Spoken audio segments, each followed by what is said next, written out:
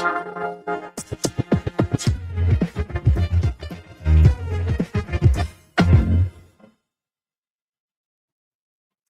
ránko prajeme všetkým. Vítam na dnešnom ďalšom CEO Talks. Mojím hosťom je Matej Fekete, generálny riaditeľ Slovakia Travel. Takže dnes sa niečo dozvieme o Slovensku a o turizme, čo sa veľmi teším. Matej, ďakujem pekne, že si k nám prišiel a budem sa tešiť na rozhovor. Ďakujem veľmi pekne za pozvanie. V úvode by som rada ešte povedala, prečo vznikli tieto moje rozhovory a CEO Talks. 15 rokov som pracovala v banke, počúvala som rozhovory rôznych riaditeľov, majiteľov firiem, konateľov a tieto inšpiratívne rozhovory by som rada priniesla aj vám, lebo myslím, že vždy sa je na tom, čo učiť, aby sme napredovali či už v biznise alebo vo svojom živote. Takže vítam vás, píšte nám do komentárov teda vaše otázky. Aj keď by ste nám napísali, že teda ste tu a že nás počujete, vidíte, tak budem rada, lebo teraz nevidím, že či ste sa poprihlasovali. Takže prosím vaše komentáre. A Matej, ešte raz teda vítam ťa. A keby si nám skrátke povedal, čomu sa venuje Slovakia Travel? Slovakia Travel je národná agentúra pre podporu cestovného ruchu. A takou hlavnou myšlienkou, prečo Slovakia Travel bola založená, bolo propagovať Slovenskú republiku v zahraničí. Takže toto je náš najvyšší cieľ, ktorý máme. Dobre, teším sa. A ty si na tejto pozícii teda ako dlho? Od 7. apríla. Od 7. apríla, tam som bol dočasne menovaný a potom v septembri minulého roka bolo riadne výberové konanie, ktorého som sa zúčastnil a ktoré som aj vyhral. Dobre. A my sa budeme venovať takých prvých 15 minút, 20 maximálne LinkedInu, keďže teda sme o LinkedIne na LinkedIne a potom zvyšok budeme diskutovať práve o Slovakia Travel a o tom, ako sa vám darí propagovať naše Slovensko v zahraničí. A ja mám aj pripravených zo pár slajdov, ako vyzerá tvoj profil a ako ho využívaš biznisovo. Takže teraz by som len ukázala aspoň, ako vyzerá tvoj profil, nech ľudia vidia. Máš cez 2000 followerov, čo je teda slušné číslo. A keď by si mi povedal, že ako sa ty staráš o svoj profil, alebo že ako ho využívaš biznisovo a v rámci spoločnosti? Tak ono sa to rodilo trošku ťažšie. Ten LinkedIn považujem za nesmierne prínosnú sociálnu sieť a je to v podstate jediná moja sociálna sieť. Ja som nie ani na Instagrame a na Facebooku som len preto, lebo si udržujem nejakú kontaktnú bázu a používam sem tam Messenger, ale inak využívam len LinkedIn. A LinkedIn je super v tom, že keď aj hľadáme nejakú spoluprácu alebo hľadám človeka, ktorý pôsobí v nejakej oblasti, tak ten LinkedIn mi pomáha sa dostať k tomu človeku možno rýchlejšie, osloviť na nejakú spoluprácu alebo osloviť na nejaký názor, lebo aj to je niekedy veľmi dôležité, počuť názor človeka, ktorý pracuje v súkromnom sektore a venuje sa napríklad dátam alebo AIčku, alebo sa venuje niečomu v turizme, čo potrebujeme zodpovedať. Teda rozširuje to obzory. To rada počujem, keďže sa venujem ja čisto LinkedInu. A vlastne ešte, aby som doplnil, ja keď som pôsobil vo všeobecnej zdravotnej a chcel som ten LinkedIn nejakým spôsobom posunúť a vtedy som ťa ja nepoznal, tak ja som si našiel v podstate cez LinkedIn ľudí, ktorí tomu LinkedInu rozumejú a vedia nás v tomto LinkedIne posunúť ďalej, lebo už nejak ani môj čas, ani moje sily na to a kapacity na to nestačili. A práve preto som došiel aj vtedy na teba a vtedy si nám pomohla to nastaviť aj vo firemnej kultúre, takže ja som za to veľmi vďačný a keby takáto sieť nebola, neviem si predstaviť, že na Facebooku by som niekoho takto hľadal. Áno, je to trošku iná sieť, ten Facebook alebo Instagram. Určite. To je pravda. Takže ďakujem, že ste ma našli, že to fungovalo, že to hľadanie na LinkedIne. A teda ten prvý popud, že prečo si začal byť aktívny na LinkedIne, bol čo? Že videl si v tom nejaký potenciál, alebo niekto ti povedal, že tam by si mal byť? Facebook začal byť dosť toxický. Ja som z neho odišiel v roku 2020 a odtedy som nepostol ani nič.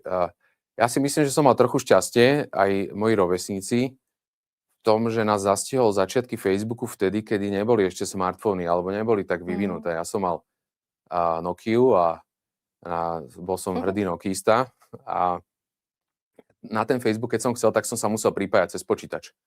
A ten som nemal stále pri sebe a nebol ani tie dáta neboli také dostupné ako dneska. To znamená, že na tom Facebooku sa predsa len trávilo menej času a nezvykol som si. A potom na Instagram som už neprešiel. To znamená, že v tom čase, bolo to aj v čase covidu, zachvátila Facebook dosť veľká toxicita. A pristihol som sa priznám, že som strašne chcel odpísať na niektoré komentáre, a strašne som chcel inteligentne pôsobiť a odpísovať, tak som sa pristihol, že 3/4 hodinu píšem komentár, ktorý potom už ani nepostnem. Aha. A vtedy som si povedal, že ja stačilo, lebo mi to bere čas, a jednak scrollovanie a tak ďalej. A LinkedIn bola veľmi sľubná alternatíva v tom, že naozaj spájal profesionálov z branže a ľudí, ktorí majú čo povedať a prezentujú nejaké svoje výsledky, ktoré môžu inšpirovať. Takže preto som sa tomu LinkedInu začal venovať troška hlbšie. Takže už len LinkedIn, hej? Že Áno. ostatné siete sú už passé. Dobre. A v rámci tvojho LinkedInu, ešte tu preklopím teda, a komunikuješ rôzne témy ohľadom Slovakia travel. Ja musím povedať, že mne sa páči celkovo tvoj profil aj ako sa o neho staráš, alebo staráte, možno máš aj nejakú pomocnú ruku, neviem, ale robíte to veľmi, veľmi pekne, že komunikuješ rôzne témy. Ja len teraz ukazujem aj ľuďom, teda, aby videli, že akým témam alebo príspevkom sa venuješ a o čom asi komunikuješ. Takže mi sa páči, že to je také rôznorodé. A mňa zaujalo, teraz teda mimo LinkedInu jedna otázka, že ty tu dávaš aj svoju babičku, myslím. A bola aj v Kryštálo, dostala ocenenie, som pozerala v televízii a to bolo veľmi pekné, veľmi, veľmi milé, že hneď som si vtedy hovorila, že ježiš, aká milá pani a že dostala takéto ocenenie, to bolo úžasné a potom som zbadala tvoj príspevok, tak to ma veľmi potešilo, že ste takto rodinne prepojení teda. Stará mama je úžasný človek, veľa si v živote prežila a ja som na ňu nesmierne hrdý, aj na to, že dostala štátne vyznamenanie. Stará mama nemá veľa príležitostí, aj keď ono dneska ich dostáva vo svojich 90 rokoch, ale nemá veľa príležitostí povedať a možno odprezentovať nejaký svoj príbeh a považujem to za nejakú hodnotovú otázku. Pretože ja vo veľkej miere zdieľam jej hodnoty a myslím si, že ľudia by mali vedieť, že stále sú medzi nami ľudia aj v takomto veku, ktorí prispievajú do spoločnosti svojou robotou a svojím prístupom k životu. Moja stará mama v 90 rokoch chodí po školách a študentom vysvetľuje, aké to bolo v rámci druhej svetovej vojny a robí túto osvetu už ako, myslím, jedna z posledných. Posledne bola v Prahe so študentami gymnázia. Teraz znova sa chystá na nejakú túr a ja závidím a úprimne závidím tú energiu a dúfam, že som aj ja trošku zdedil po nej túto energiu a že tiež budem mať toľko energie s pribúdajúcim vekom pracovať a rozdávať niečo, čo rozdáva aj ona. Hej, áno, bol to krásny príbeh, som pozerala, takže veľmi sa mi páči a úžasné, že 90 rokov až takéto vitálna pani a takto funguje a teda rozdáva svoje múdrosti ďalej a posúva ich ďalej. Viete, ona je príkladom toho, že človek, keď dosiahne určitého veku, tak nesmie rezignovať na to, že má ten vek. Že musí pokračovať ďalej. Aj keď napríklad práca skončila, tak je veľmi dôležité si niečo nájsť, čo toho človeka udržuje v kondícii. Stará mama je dneska v takom, by som povedal, už v takom nastavení, že keby som jej zobral niečo, v čom pracuje a povedal by som, že oddychni si, ona si neoddychne, ona si pridá niečo ďalšie. To znamená, že už dlhodobo viem, že ju nedokážem nejakým spôsobom dostať do toho kľudu, ktorý by si ona aj zaslúžila možno väčší oddych, ale snažím sa jej pomáhať, aby aspoň tie niektoré aktivity, ktoré je môžu brať tej viacej energie, tak beriem na seba. Tak dúfam, že takto vitálni budeme aj my a že vydržíme do 90-ky minimálne, ale v takomto stave, v takomto krásnom. Ideálne. Že? Dobre, Matej. A v rámci tvojho profilu, teda vrátim sa ešte k LinkedInu, komunikuješ rôzne témy. Máš urobenú nejakú stratégiu alebo nejakú víziu, že ako, čo by si tam chcel pridávať a podľa toho sa riadite, alebo ide to podľa tvojho nejakého časového sledu, že čo sa deje v organizácii, tak to tam v podstate komunikuješ? Stratégia je pre mňa absolútne dôležitá. Ja sa považujem za strategicky mysliaceho človeka a jak v šachu človek musí uvažovať niekoľko ťahov dopredu, tak je to aj s tým LinkedInom. Ja mám šťastie, že mám tým šikovných ľudí, s ktorými sa viem rozprávať o témach, s ktorými si viem definovať témy, ktoré budeme komunikovať, ktoré majú pre nás zmysel aj do budúcna a tým sa riadime. Samozrejme, niekedy vyskočí aj téma nejaká ad hoc, ale to si vždy odkomunikujeme, či ja som ten správny kanál, ktorý by mal komunikovať tú tému, alebo ideme na centrálny profil, alebo to zoberie niekto z kolegov v Slovakia Travel napríklad.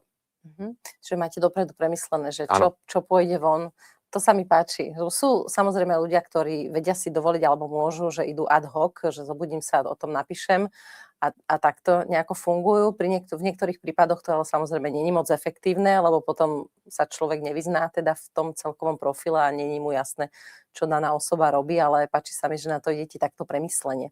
Že to je aj potom vidieť z toho celého feedu, keď si ho človek scrolluje a pozrie. No, tá moja motivácia byť na LinkedIne nie je úprimne seba prezentácia a hlavne naháňanie si nejakého ega. Ide o to, aby som danú spoločnosť, ktorú reprezentujem v osobe už akejkoľvek som tam zastúpený, tak dokázal prezentovať čo najlepšie cez svoj profil. A tak si myslím, že by to malo byť. Ja som o tom presvedčený. Určite. A sú niektoré témy, že komunikujete radšej a ktoré nie? Alebo že máte nejako stanovené, že toto už nie? Alebo podľa čoho pristupujete k tomu kľúču? Myslím si, že pristupujeme k témam veľmi racionálne a pragmaticky. Pre mňa sú dôležité tak dátové témy, tak hodnotové témy. Preto sa snažím sem tam, aj keď viem, že možno LinkedIn, tu si možno odporujem, ale ak by som išiel striktne po nejakých odbornostiach, tak hodnotové posty aj s mojou starou mamou by tam nepatrili, ale myslím si, že tieto posty medzi riadkami hovoria o tom, aký ja som človek a o tom, kde mám postavené hodnoty. A tak toto aj beriem, že medzi riadkami dávame trošku taký insight o mne ako o človeku. A potom samozrejme, viete, dneska sme informačne zahltení z každej strany a ľudia, ktorí naplno využívajú všetky možné sociálne siete, tak musia mať informačný pretlak.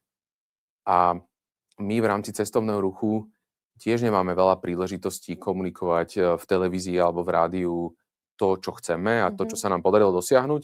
Takže používam LinkedIn na to, aby som komunikoval verejnosti to, kam smerujeme, čo sa nám podarilo a tak ďalej. Čiže nenaháňam ani impresie a nenaháňam ani lajky, naháňam čo najväčší vlastne ako keby dosah, aby ľudia videli, že je tu nejaká štátna agentúra, ktorá naozaj robí to, na čo bola zriadená a dosahuje aj výsledky. Aj čiastkové, ale samozrejme ideme tým smerom. Áno, mne sa páčilo, že videla som, že dávate v rámci príspevkov, pridávaš aj také tie štatistiky a rôzne grafy, čo sa mi páči, že síce, ako si hovoril, že niektoré tieto príspevky nemávajú veľké dosahy alebo vysokú mieru sledovanosti, ale práve také tam aj musia byť a nájdu si práve že tú svoju cieľovú skupinu.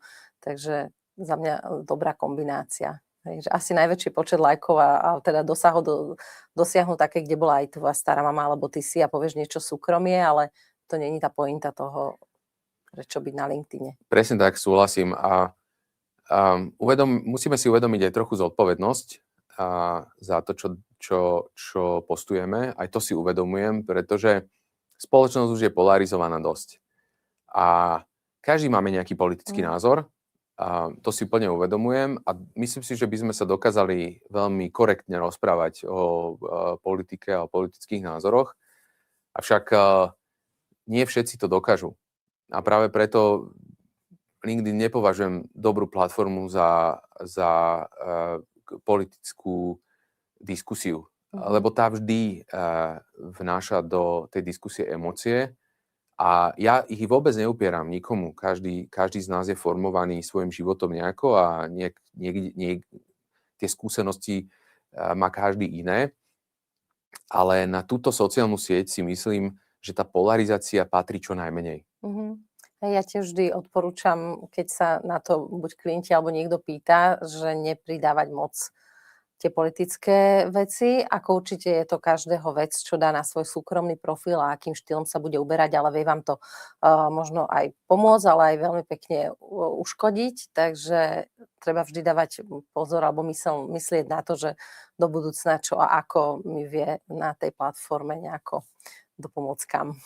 By som sa raz rozhodol, že budem politik, tak potom to považujem za nutné, pretože komunikujem svoje názory a nastavenie cez rôzne platformy, ale pokiaľ by mala byť a pokiaľ má zostať LinkedIn profesionálnou platformou, tak aj my profesionáli by sme mali zostať čo najviac objektívni a prezentovať práve to, čo robíme. Hej, dobre.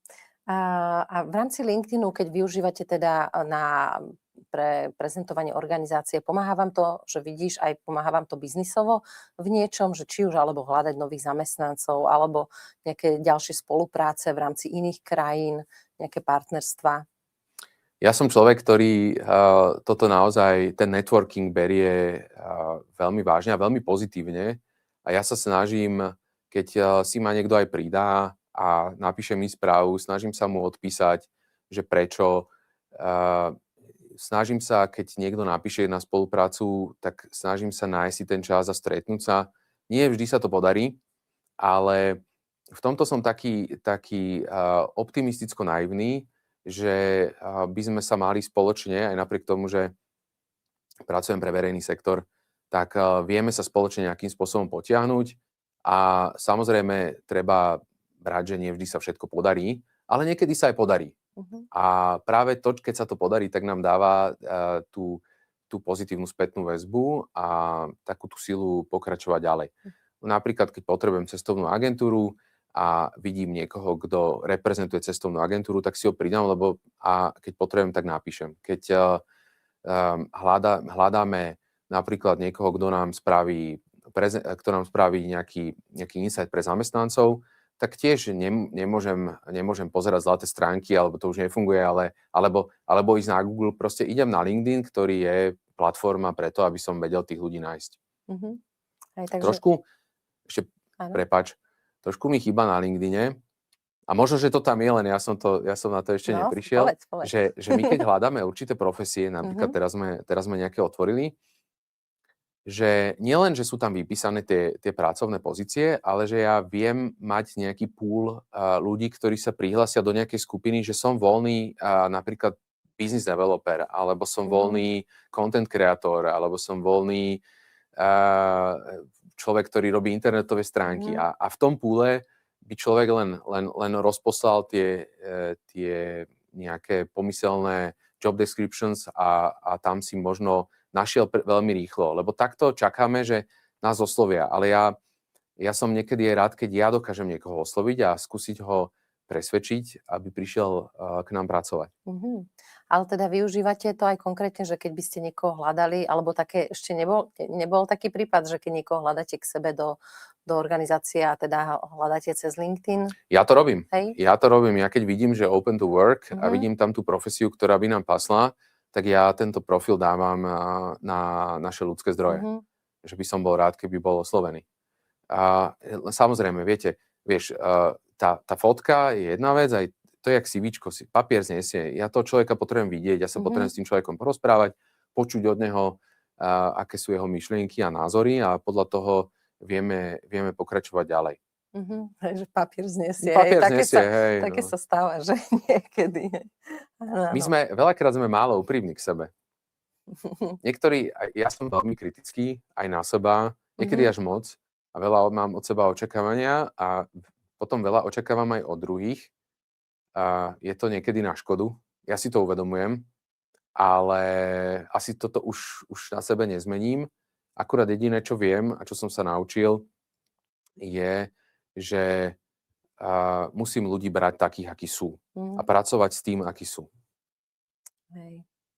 Dobre, ale tak celkovo teda ste si LinkedIn pozitív, hej, Áno. že teda využívate to biznisovo aj Slovakia Travel, aj ty súkromne komunikujete vlastne firemné záležitosti cez svoj profil a keď sa ti zdá niečo vhodné aj zo svojej sféry, tak aj to tam dáš. Áno. A ja považujem LinkedIn ešte nielen za tú profesionálnu sieť, ale keď si zoberieme Všeobecnú zdravotnú poisťovňu, kde som mal to šťastie pôsobiť, tak toto je presne ten environment, kde LinkedIn vie urobiť naozaj veľmi, veľmi dobrý network, pretože ak máte 1800 zamestnancov, z toho máte 60 riaditeľov napríklad pobočiek a nejakých klientských pracovníkov a pracovníkov v teréne a dokážete ich pospájať v rámci tej sociálnej siete a takejto profesionálnej, tak vy dokážete vytvoriť tú sieť. A cez ňu dokážete komunikovať strašne veľa a máte veľký dosah, pretože Všeobecná zdravotná pôsobí na celom Slovensku. Máte tam od východu po západ reprezentantov. Keď ich dokážete nakúpiť na to, že aspoň z časti budú používať LinkedIn len na repost niektorých kľúčových tém, tak aj tie témy dorazia na verejnosť cez tento kanál. Čiže veľké spoločnosti, ktoré využívajú sociálne siete, tak práve ten LinkedIn im vie pomôcť, pokiaľ používajú naprieč celou spoločnosťou. Áno, áno, že to si veľa firiem možno tak neuvedomuje, alebo aj ľudí, že ešte stále sa mi niekedy stáva, že teda fyzické osoby alebo ľudia nechcú byť tak na LinkedIne aktívni, lebo sa toho boja. Ale zase za mňa hovorím, že je to z tých všetkých platform, ktoré máme k dispozícii, je to najlepšia varianta na to, aby sme sa mohli prezentovať. Človek sem nemusí dávať súkromie ani žiadne svoje detaily o sebe a je to proste čisto biznisová platforma a sem to podľa mňa akože tak nepatrí, hej, že keď chcem vidieť súkromie a iné veci, srandičky, idem na inú sieť. Začínam mať pocit trochu, že LinkedIn sa nám mení niekedy na súťaž krásy.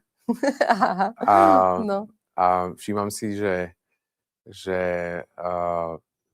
toto dokáže naozaj povzvihnúť ten engagement toho celého. Ale nemyslím si, že LinkedIn je úplne o tom. Nemyslím si, pretože dôležitý je naozaj ten obsah. Obsah, kde hľadáme tie odpovede na tie naše konkrétne otázky. A ja si myslím, a teda ja sa samozrejme do tejto kategórie nikdy nedostanem, ale zostanem verný tomu dátovému prínosu a takému tomu aj za cenu možno nižších impresí, alebo akokoľvek to už funguje na tom LinkedIne. Nemám to až tak zmapované, lebo ma to nikdy až tak do detail nezaujímalo, tak zostaneme verní tej propagácii toho, čo potrebujeme povedať tomu hlavne sektoru a ľudí, ktorých to zaujíma. Áno, tak ja stále hovorím, že na LinkedIn nejde o tie lajky a číselka, ale naozaj, že väčšinou to platí, že tie najnižšie, kde máte najnižšie dosahy, tak tie prinesú potom najvyšší efekt, práve také príspevky, že takže netreba naháňať číselka, o to tu nejde, samozrejme, že to vždy poteší a je to také motivujúce, treba to nejako kombinovať, ale netreba si robiť ťažkú hlavu z toho, kde mám nízke dosahy, lebo ľudia to čítajú, ľudia sledujú. Takže tá tichá komunita, ako sa tomu hovorí na LinkedIne, tých je viac ako 60%, ktorí nás čítajú, sledujú, ale nikdy nedajú žiadny like ani komentár. Áno, to som si všimol, to máš pravdu. Hej. Viacero ľudí, ktorých stretnem, aj teraz sme si písali, mi píšu, že ty si to nejak rozbehol na tom LinkedIne. A ja, že aha, OK, že nikdy som nevidel napríklad, že by niečo okomentovali, alebo že by som tam videl nejaký like od nich, lebo ja si vždy pozriem, koho zaujal daný status, aby som mal prehľad, kto to reálne číta, asi zhruba, a povedia práve, že pozitívnu spätnú väzbu, ale neviem o tom, že umrel. Takže vidím, že to sledujú, že to asi prebehnú očami, Áno. lebo viete, vieš, pri tých followeroch, ono je to tak, že a ty ich máš teda ďaleko siahlo viac, že ak každý dá nejaký post, hej, napríklad, a ty máš napríklad 2 minúty na to len si preskrolovať ten LinkedIn, tak veľakrát sa už nedostaneš k niektorým ľuďom, ktorí to robia aj zaujímavo, Áno. ale proste nevybehne. Lebo nemáme toľko času stráviť na tej sociálnej sieti, aby sme sa aj my inšpirovali. Čiže ono je, akože pre biznis je dobrá široká báza, ale ja nemám až také úplné ambície, pretože ja mám rád ten kontakt. A ako náhle, keď otvorím si tú sociálnu sieť a už som tam zahltený aj tými okrajovými témami, tak nestíham sledovať napríklad tých ľudí z cestovného ruchu. Preto sa snažíme budovať si tú bázu veľmi príbuznú tomu, čo robíme, aby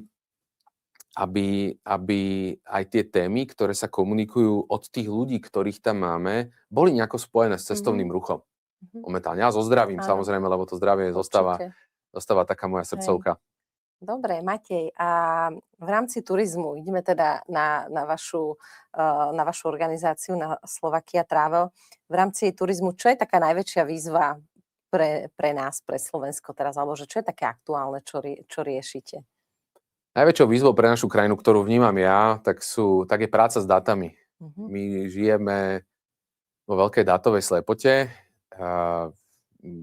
Štatistický úrad spracováva nejaké dáta, sú závislí od toho sektora, aké dáta dostanú.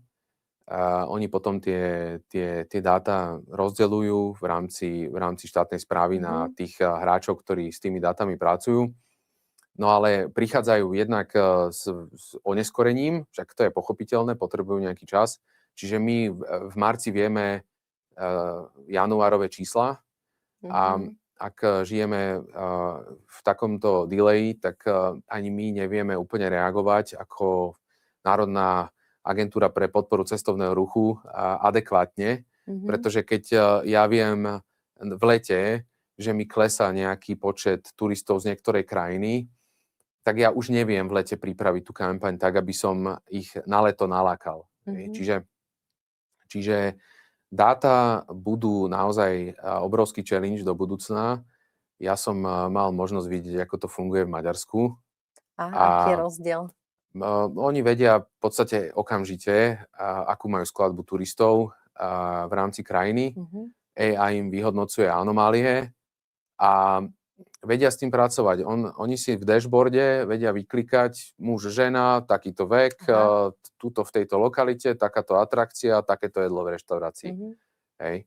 A s týmto sa dá naozaj neuveriteľne pracovať. Keď potrebujem podporiť nejaký segment, ktorý mi nejakým spôsobom nejde, no tak sa zameriame, potrebujeme dostať karavanistov na Slovensko napríklad, tak podporíme kempingy a karavany, pretože tam vidíme určitý níž. Hej. Potrebujeme dostať turistov z Talianska, ako ich dostať. Vidíme tie dáta, takže vieme vytvoriť tú správnu kampaň. Hej. Takže práca s dátami bude v najbližšom období veľmi dôležitá. Ja sa teším, že to môžem komunikovať. Teším sa, že ministerstvo v tomto so mnou nachádza spoločnú reč.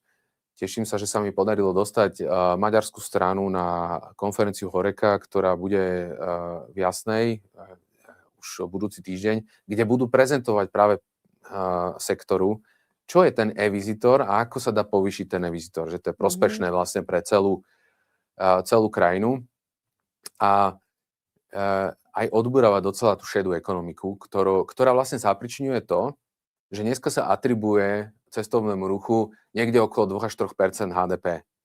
A sme určití pochybovači o tomto čísle, že tým, že je toľko, ani nie toľko, ale odhaduje sa, že 30 až 40% ubytovania nie je priznaného a tým pádom aj všetky ostatné služby, ktoré sú s tým spojené, keď sú tu ľudia na návšteve, tak nám uniká tá atribúcia cestovného ruchu na HDP a tým pádom sa mu prisudzuje nižšia hodnota. Ako keby v celkom globálnom meradle, lebo niekto povie, že 3% HDP, vy ste takí malí, ale nie som úplne presvedčený o tom, že sme len 2 až 3% HDP. A preto si myslím, že Ministerstvo cestovného ruchu a športu má svoje opodstatnenie. Myslím si, že bolo založené a že bolo dobre, že bolo založené, pretože má svoju legislatívnu oporu. Vy keď potrebujete robiť zmeny, tak potrebujete robiť aj legislatívne zmeny. Ak by bol cestovný ruch stále súčasťou ministerstva dopravy, ktoré je obrovský moloch a má infraštruktúrne priority v rámci Slovenska, tak ten cestovný ruch môže trošku zaniknúť v rámci tých priorít. Ale keďže má svoje ministerstvo, aj ten šport, aj ten cestovný ruch, tak vie sa na tom stávať. Vie minister robiť legislatívu, vie sa priniesť zákon, ktorým sa ten cestovný ruch nejakým spôsobom tlačí dopredu. A my potrebujeme aj to legislatívne prostredie na to, aby sme dokázali pomáhať podnikateľom, regionálnym KOCR-kám, OCR-kám, čiže oblastným organizáciám, aby si aj oni mohli tú robotu robiť dobre. A teda vaša organizácia funguje ako konkrétne? Že ste teda, patríte pod ministerstvo? Čo teda sa teším, že vy teda sa vám... No, teraz sa neviem vykoktať. Že ste spokojní s tým, že vzniklo to nové ministerstvo a patríte teda pod to, lebo ako si hovoril, že keď to bolo predtým pod starým, tak vlastne to je celé zmeny a všetko by trvalo veľmi dlho. A teda máte to teraz možno jednoduchšie legislatívne niektoré veci, ktoré by ste chceli pretlačiť, hej? Slovakia Travel je agentúra, ktorá patrí pod Ministerstvo cestovného ruchu a športu. Sme rozpočtová organizácia s rozpočtom konsolidačne klesajúcim, niekde tento rok okolo 17 miliónov. A primárnym cieľom bolo, aby Slovakia Travel zastrešoval tú propagáciu Slovenska v zahraničí. Nosnou súčasťou našej práce sú veľtrhé výstavy. To znamená, že my sa zúčastňujeme na tých najväčších podujatiach v rámci Európy a keď sa dá, tak aj sveta v rámci veľtrhu a výstav. Potom Ministerstvo hospodárstva delimitovalo organizovanie Expa.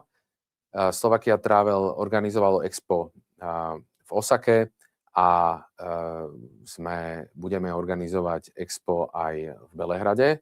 A ja mám takú ambíciu, okrem iných vecí, stať sa aj možno agentúrou, ktorá si môže dovoliť organizovať podujatia nejakého širšieho medzinárodného významu.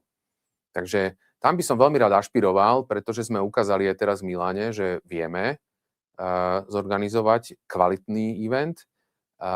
Ľudia naozaj ukázali, že vedia zamakať a vieme pospájať aj ten súkromný sektor tak, aby nakoniec z toho bol dobrý výsledok. Ja sa veľmi teším na Expo v Belehrade. My to už trošku sme inak uchopili, ako bola uchopená Osaka. Pracujeme na tom od prvého momentu.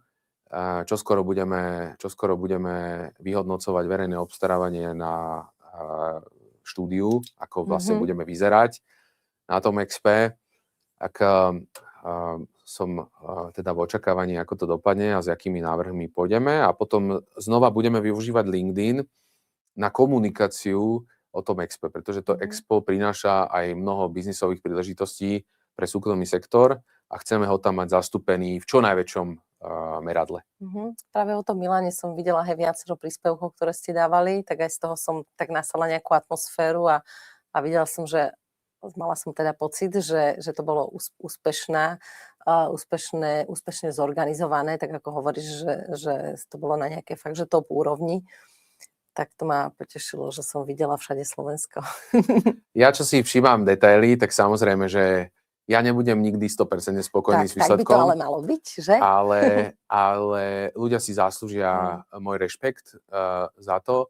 My sme dokonca využili spoluprácu government to government, pretože nám várila organizácia, ktorá patrí pod Ministerstvo zahraničných vecí, ktorá pripravuje cateringy pre všetky návštevy a zvládli to veľmi dobre. Chceme s nimi spolupracovať aj pre Belehrad 2027. A tam sme vlastne ukázali na tejto spolupráci, že sa to dá. Že organizácie v rámci verejného sektora vedia spolupracovať a vedia spoločne dodať dobrý výsledok. Samozrejme, musí sa stretnúť aj vedenie s vedením a musia si sadnúť, ale v tomto prípade sme si naozaj sadli a chceme na tomto stávať. Naozaj. A v rámci toho, ako nás vníma zahraničie, ako to ty vidíš, alebo že kde sme teraz a kde by sme ešte, však tie možnosti sú teda nekonečné, ale že už ten náš turizmus vnímajú v zahraničí, že sem radi prichádzajú turisti, alebo že radšej, ako to bolo treba z minulý rok, keď máš teda tie nejaké dáta, štatistiky a vidíš nejaké to zlepšenie?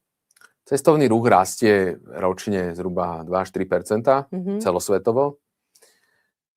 Myslím si, že máme obrovské šťastie momentálne, aj je to spôsobené dobrou prácou letiska ministerstva dopravy, že nám pribúdajú linky nielen do Bratislavy, ale aj do Košíc a to exponenciálne. Čiže otvorilo sa naozaj veľmi veľa liniek. Wizz Air si urobil u nás bázu, Ryanair rozšíril v rámci nejakej svojej politiky lety. To znamená, že máme dneska ideálnu príležitosť my ako Slováci cestovať, ale aj zahraniční turisti majú príležitosť priletieť na Slovensko. Nielen ísť pozrieť okolité veľkomesta, metropoly, ale zostať aj u nás 1-2 dní a prenocovať, lebo to je veľmi dôležité. No, toto ma zaujímalo, hej, že v rámci štatistík, že či zvyknú ľudia, že na koľko dní prídu turisti, že či sme takéto jednodňové mesto, že, alebo 1-2 dní, alebo Bratislava na toto trošku trpí. Má v podstate v rámci Slovenska najviac turistov, ale samozrejme prídu a odídu. A našou snahou je, aby sa ľudia potlačili trošku viacej do regiónu. Aby boli v tej Bratislave, samozrejme, cestovný ruch pre Bratislavu je veľmi dôležitý, ale aby sme posunuli tých turistov ďalej do regiónu, pretože aj tie regióny ponúkajú naozaj veľmi kvalitné vyžitie pre toho turistu, aj zážitky. Hej. Aj ten customer experience je tam veľmi dôležitý. To znamená, že toto sú však veci, ktoré ja vnímam, že už musí zobrať ten podnikateľ do rúk, už musí zobrať tá samospráva, už musí zobrať tá daná organizácia, ktorá je zodpovedná. Keď tam prevádzkuje múzeum, tak musím si byť istý, že tam pracuje človek, ktorý tých turistov privíta, že proste ten turista má pocit, že všade, kam príde, tak je proste vítaný a že sa mu dostane to, čo očakáva od tej danej atrakcie alebo toho daného miesta. Áno. A čo je pre teba takou najväčšou výzvou v rámci riadení aj vôbec tohto celého kolosu? Je niečo také, alebo ináč by som ešte dal tú otázku, spolupracujete aj s inými, treba s cestovnými kanceláriami alebo s inými nejakými organizáciami, ktoré sa venujú takto cestovného ruchu, že sa pravidelne stretávate a riešite nejaké vaše otázky, výzvy, ktoré majú dennodenne, alebo... To je veľmi dôležité, pretože tí aktéri toho cestovného ruchu sú aktívni. Je ich niekoľko naozaj takých veľkých, s ktorými treba spolupracovať, pretože oni tu budú, či ja budem na pozícii CEO alebo nebudem, a Slovakia Travel bude stále organizáciou, ktorá bude plniť to, na čo bola tvorená, a my sme, nechcem to povedať tak, že odsúdení, ale my musíme spolupracovať s aktérmi cestovného ruchu, ako je Asociácia cestovných kancelárií, Asociácia hotelov a reštaurácií, Asociácia kempingov a karavanistov, Asociácia historických hotelov napríklad. A máme kopec asociácií, ktoré zastrešujú tie jednotlivé segmenty. Asociácia kúpeľov, veľmi dôležitý partner.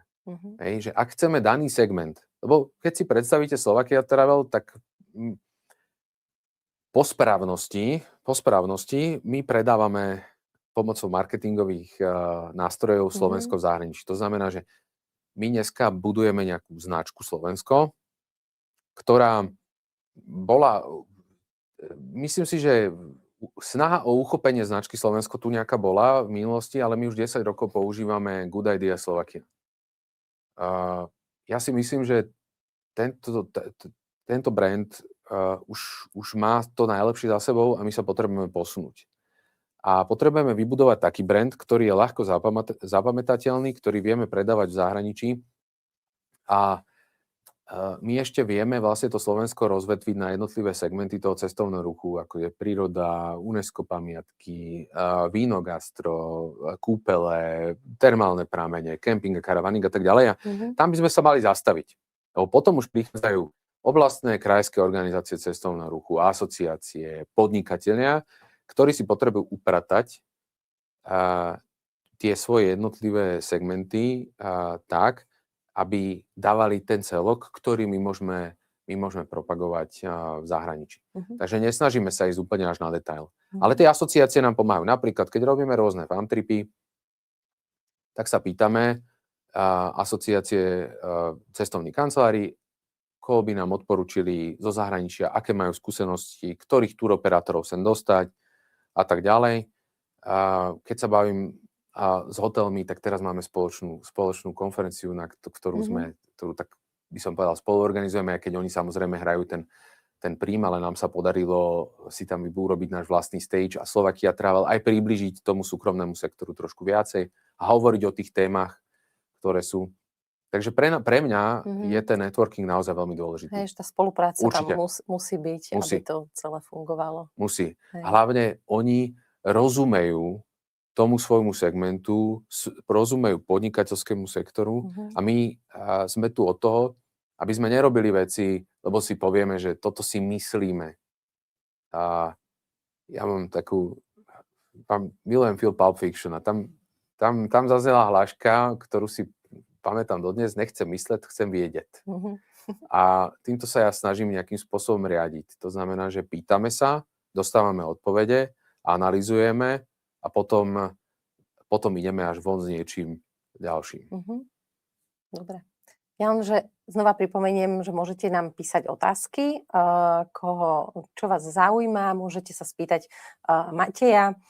Ja to budeme mať na záver teda nejakých 10-15 minút čas, takže kľudne ešte, kto chcete, tak nám napíšte otázky do komentáru, budeme veľmi radi. Matej, ako prilákavate zahraničných turistov na Slovensko? Ako sa to dá? Že teda je to spojitosť nejako v rámci tých štatistík, dát a potom, ako si hovoril, že teda pripravujete tie rôzne kampane na to? Alebo teraz si povieš, že chceli by sme viacej Talianov, teraz chceme viacej Španielov? Tá propagácia funguje na rôznych úrovniach. Ako som povedal, sú to tie veľtria výstavy. To sú v podstate podujatia, kde vytvárame priestor, aby naši spoluvýstavovatelia dokázali prilákavať turistov a keď sa máme dva typy také dôležité, len vysvetlím, je B2B, sú B2B eventy a B2C, business to business, sú hlavne majsové. To je segment, ktorý má obrovský potenciál na Slovensku a mne sa páči, ako BTBčka, Bratislava Tourist Board komunikuje. Viem, že aj Košice sú veľmi aktívne v rámci tohto segmentu a ja by som tomu chcel veľmi pomôcť, pretože ten kongresový cestovný ruch je na vzostupe, sa tak upúšťa od tých home officeov a tak ďalej. Ja viem, že teraz nie je úplne dobrá situácia, aj čo sa týka nejakých regionálnych konfliktov, ktoré zvyšujú ceny dopravy a tak ďalej, ale v takom ideálnom svete, ktorý uvažuje aj bez týchto konfliktov, tak práve to, že firmy chcú vypadnúť niekam a chcú mať nejakú aj autenticitu, tak nám otvára tie možnosti v rámci kongresového cestovného ruchu. Chýbajú nám však kapacity. To treba úplne otvorene povedať. Chýbajú nám kapacity. Ja som veľmi rád, že národná stratégia, ktorú pripravuje Ministerstvo cestovného ruchu a športu, počíta s kongresovým cestovným ruchom ako s pilierom cestovného ruchu, pretože na tom vieme potom aj stavať a tú infraštruktúru meniť. No a ako som už povedal, na tom B2B sa prezentujú práve tí, ktorí napríklad cestovné kancelárie, agentúry, ktoré diskutujú s cestovnými kanceláriami a agentúrmi, čiže tam sa stretáva ten biznis. A potom máme B2C, business to customer, kde v podstate propagujeme krajinu spolu s našimi regionálnymi partnermi, ktorí propagujú jednotlivé kraje, alebo asociáciami, ktoré propagujú tie jednotlivé svoje segmenty cestovného ruchu. A tam už zvyšujeme tú poznateľnosť Slovenska. Mne sa páči, že tento rok sme prišli s novým konceptom stánku, viacej taký digitálnejší, viacej vsádzame na tie videá A rovno ešte, keď sme ten stánok vlastne dali ako nový, tak sme rovno vyhrali v Poľsku za ňou cenu, čiže tomuto sa veľmi teším, že sme postupili, že to není, aby si ľudia nemysleli ako 2-3 priečky a tak ďalej, ale tak asi si ho všimli, hej? Že naozaj bol taký ideme, unikátny. áno, že chceme, dokonca ja mám ambíciu to doplniť čoskoro o AI, tak aby sme ukázali, že naša krajina nie je že sme není zaostali, ale že sme moderní a že s tým pracujeme. A potom sú to rôzne organizovanie farm tripov a press tripov, to znamená, že si pozveme zahraničné cestovné kancelárie alebo agentúry, ktoré majú záujem, ktoré robia ten outbound a prídu na Slovensko, urobíme im tu nejakú túr v spolupráci s regionálnymi partnermi a oni potom Slovensko zalistujú do nejakého svojho programu alebo do nejakej tej svojej ponuky. Hej, že potom press tripy, že si zavoláme novinárov, to je tiež, napíšu rôzne články a tak ďalej. Teraz, ako sa nám otvorili rôzne linky, tak analyzujeme, ako na tých trhoch urobiť prezentácie na ambasádach. Snažím sa zapojiť do toho ministerstvo zahraničných vecí, ktoré má ekonomických diplomatov, pôsobia vo veľa krajinách, čiže tam vidím ten benefit tej kooperácie, že ekonomický cestovný ruch patrí medzi biznisové odvetvie a prispievateľom do štátneho rozpočtu, takže snažíme sa robiť prezentácie. A ďalej Slovakia Travel máme takých regionálnych zástupcov. Doteraz to fungovalo tak, že má pre Českú republiku, pre Poľsko, pre Maďarsko, veľmi dôležité. Mali sme aj pre Izrael a dneska sme v nejakom štádiu zmeny, pretože aj svet sa mení, aj regióny sa menia, aj tie krajiny, odkiaľ k nám prichádzajú turisti, sa menia. Takže prebudeme, že nebude len Poľsko, a bude Poľsko a pobaltské krajiny, že ideme viacej zregionálniť tieto pozície, aby mali širší záber. Myslím si, že tí ľudia dosiahli naozaj veľmi dobrých výsledkov. Maďari nám rastú, Poliaci nám rastú, Češi dlhodobo samozrejme najvyššie. Tam už máme ten pík. To Česko je trošku aj tak sentimentálne, lebo tí ľudia jazdia aj kvôli sentimentu teda na Slovensko, že ich stále spája to, že sme boli spoločná krajina. Jedného dňa však tá generácia sa obmení, že musíme aj na tých Čechách začať trošku pracovať. To je pravda, mysle dopredu, čo? Presne tak. Ale máme tu obrovský potenciál vo forme Nemecka, kde to zastúpenie nemáme a ja potrebujem celý ten región nejakým spôsobom podchytiť. My budeme hostiť, a to je tiež jedna z vecí, ktorá nám pomáha, my budeme hostiť kongres cestovných kancelárií nemeckých, asociácie nemeckých cestovných agentúr.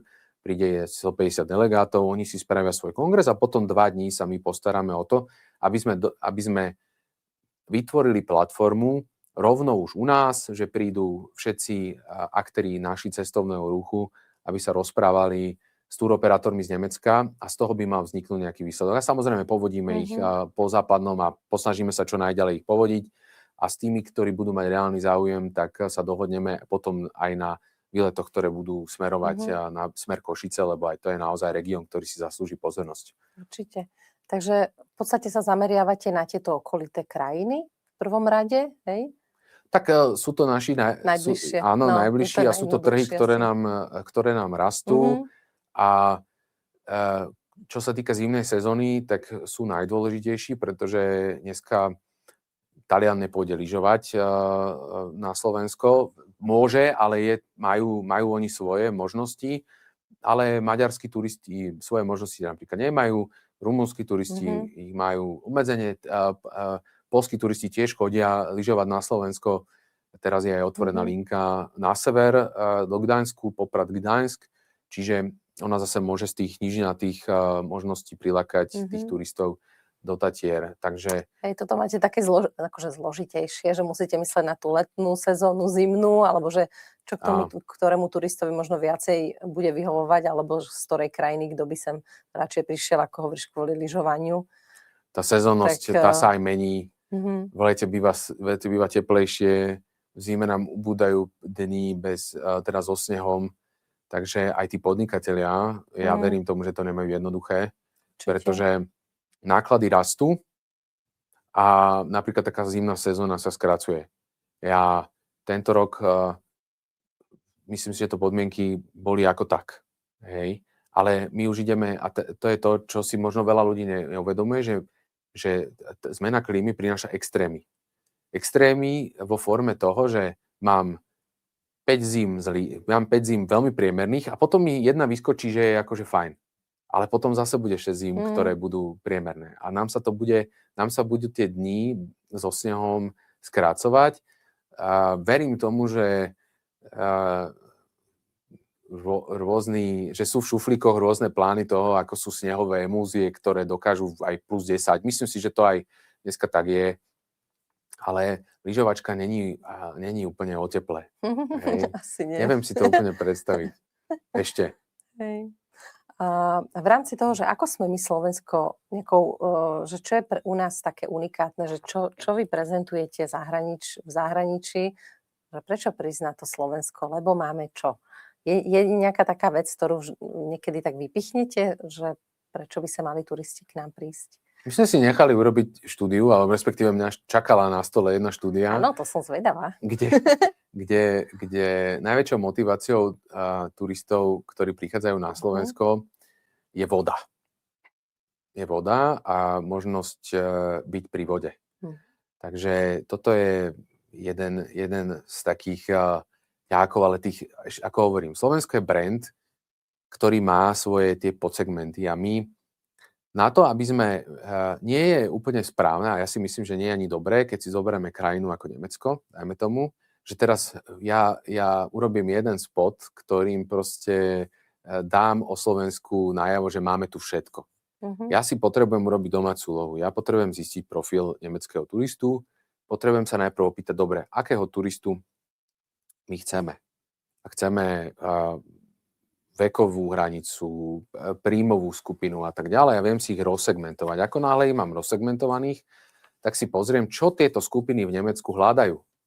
Ako náhle zistím, čo hľadajú, tak ja viem prispôsobiť tú reklamu cieľene na tieto skupiny a viem na to využiť aj prípadné kanály. Keď chcem osloviť mileniálov alebo Gen Z, no tak nebudem to dávať do rádia. Hej?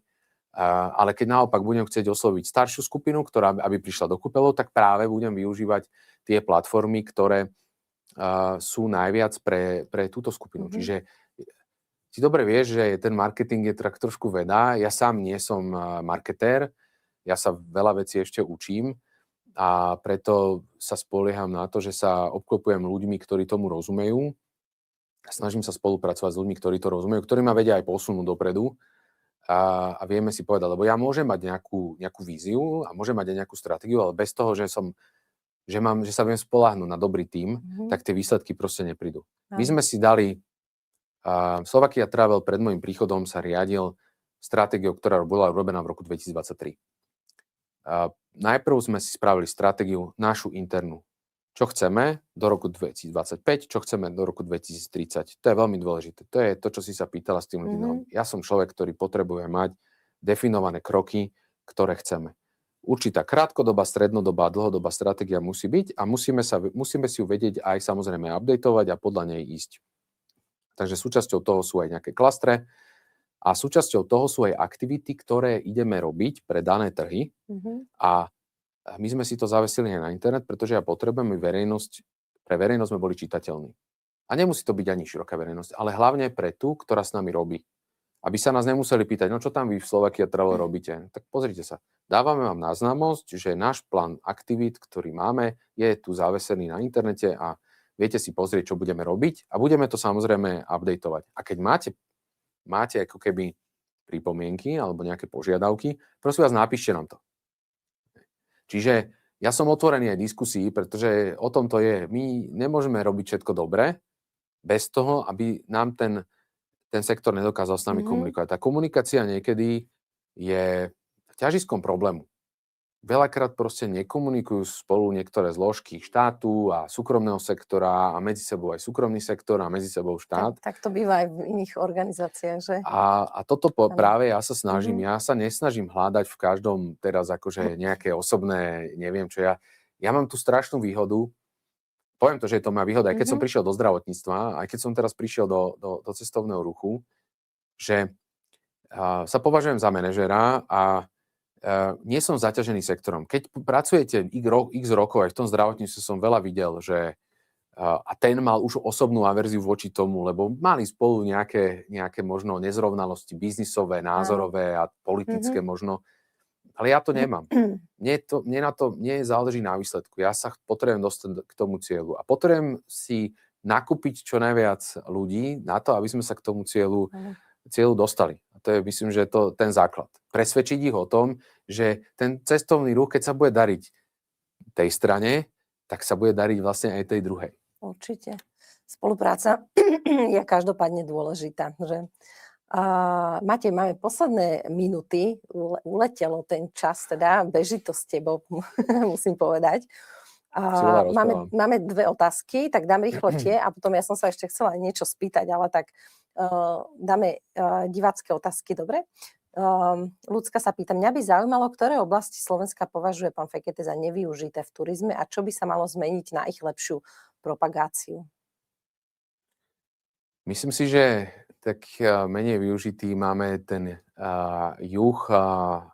juhovýchod Slovenska. Ideme smerom na ten Gemer a ideme až, by som povedal, že ideme cez Detva a ideme týmto regiónom. Tam nám trošku chýba infraštruktúra a chýba nám možno aj tá turistická infraštruktúra, nielen tá dopravná. Myslím si, že toto nám vytvára obrovský potenciál. A jednak dneska sa to dá prezentovať, že tam človek v podstate zažije takú autenticitu. Aj tie menšie penzióny, na tej ceste sú rôzne kaštiely. Tento cestovný ruch tam je,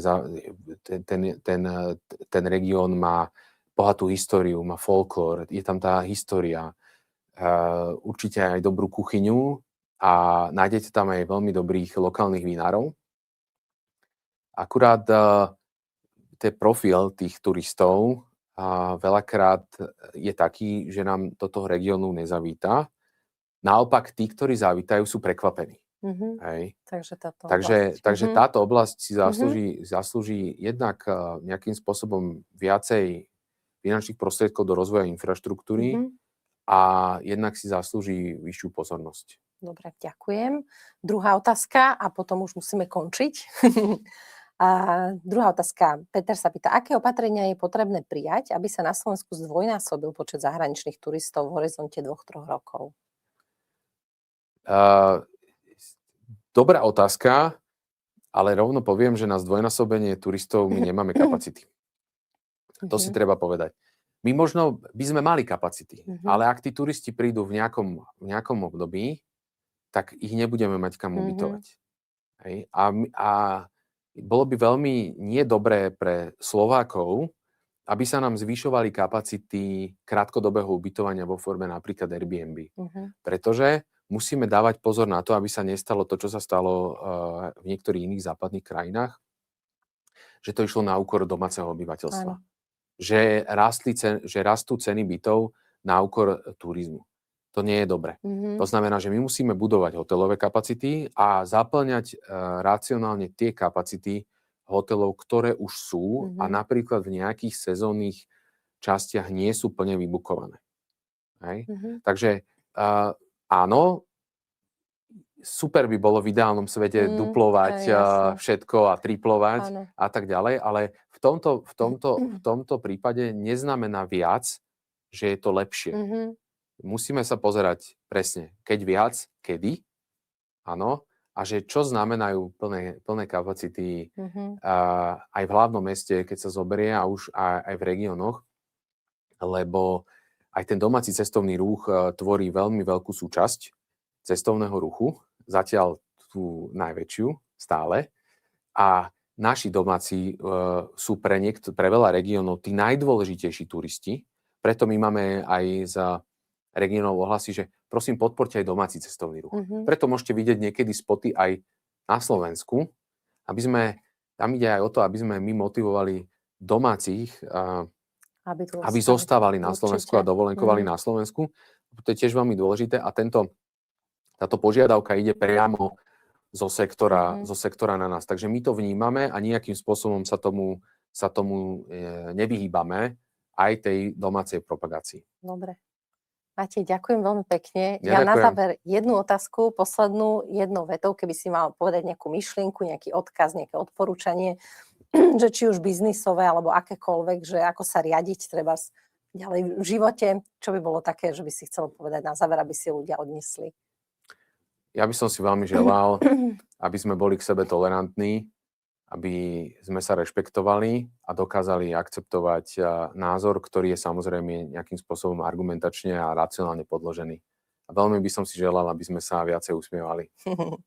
Dobre, ďakujem veľmi pekne. Tak to je ďakujem. príjemný záver. Ďakujem krásne aj všetkým, ktorí ste nás počúvali a prajem príjemný deň. Ďakujem veľmi pekne a ja ti prajem pekný deň.